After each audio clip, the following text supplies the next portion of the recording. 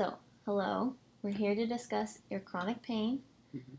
In order to do that, want us to be able to have a mutual understanding about some important concepts about pain in general. Okay? So, I just want to talk about how the pain system works. So, the pain acts as an alarm system to protect your body. So, an example of this would be when you go to walk across the deck and it's summer and it's hot and your feet feel that burning hot, painful sensation. And so you either pick up your feet or you try to run to the nearest spot of shade or the grass.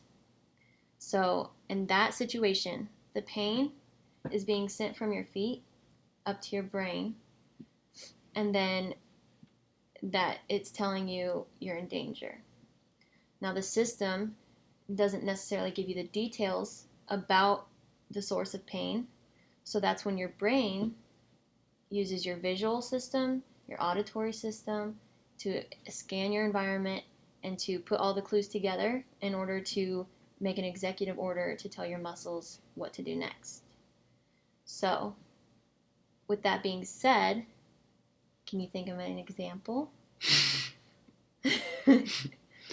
Yes. Okay. You want me to say it? Yeah. So, when you're cooking Mm-hmm. and then you touch the stove, Mm-hmm. it's really hot. Yeah. Right? So, if you keep touching it, your brain's going to be like, hey, you're stupid. Yeah. Take it off. Yeah. Right? Right. And then you know you're not in actual danger because your brain knows what environment you're in. Yes. Right. Good job. And then the next time around, it could increase the sensitivity to that environment again. Mm-hmm. So the next time you're cooking or the next time you're walking across the deck, you're going to be more cautious. Yes. And if it's less hot even, you're still going to maybe possibly react in the same way because you don't want that to happen again. Sure. Good. Okay. So in terms of your chronic pain, you may be receiving these pain signals. So what we want to do is keep on, discussing why you might be feeling those, because the alarm system might be going off when it shouldn't be. Does that make sense? So like chronic pain is just a result of this alarm system, and nobody's shutting it off. So we got to figure that out, okay? So moving on to this next concept is that the pain is poorly related to the amount of damage you may be experiencing on your body. So an example of this could be like when you step on a tack that hurts so bad, but you go and look at your foot and it's just a tiny little hole. Okay.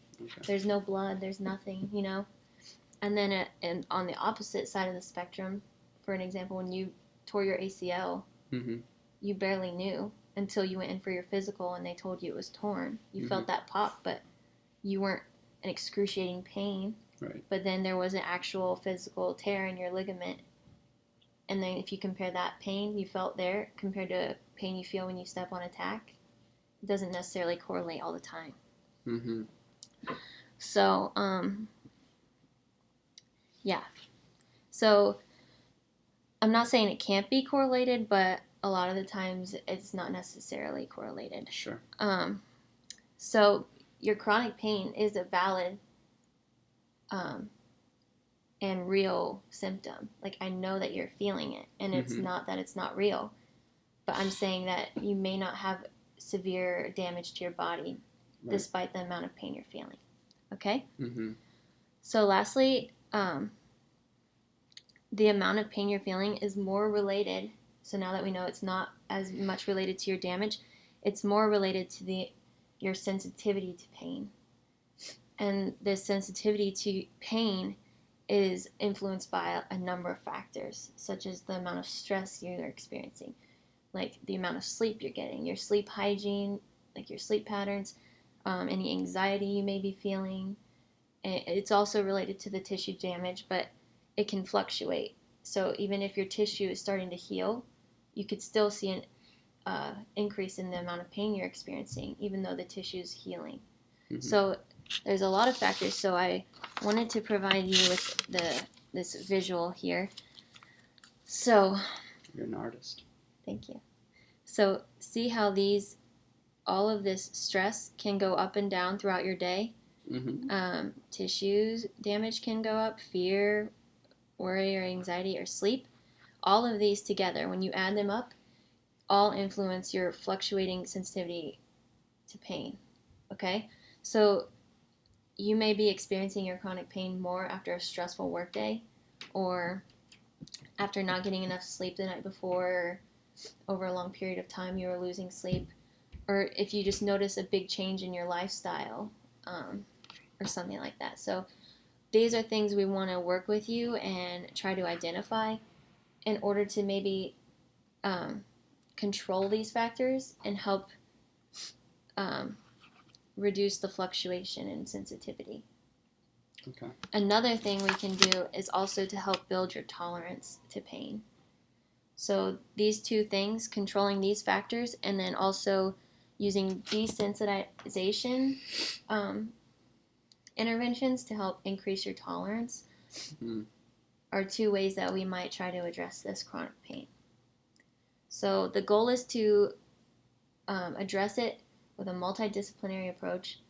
Hopefully we're going to get you some psychological, cognitive, behavioral interventions to help address any emotional influences. And then with physical therapy, we can also work with some desensitization and any physical aspects, like any activity might seem painful, but it's actually has some analgesic effects. Like it will help reduce your pain a little bit. So we're going to try to do everything we can to help you. Or drugs. No drugs. No drugs. No. Do you understand? Yeah. Okay.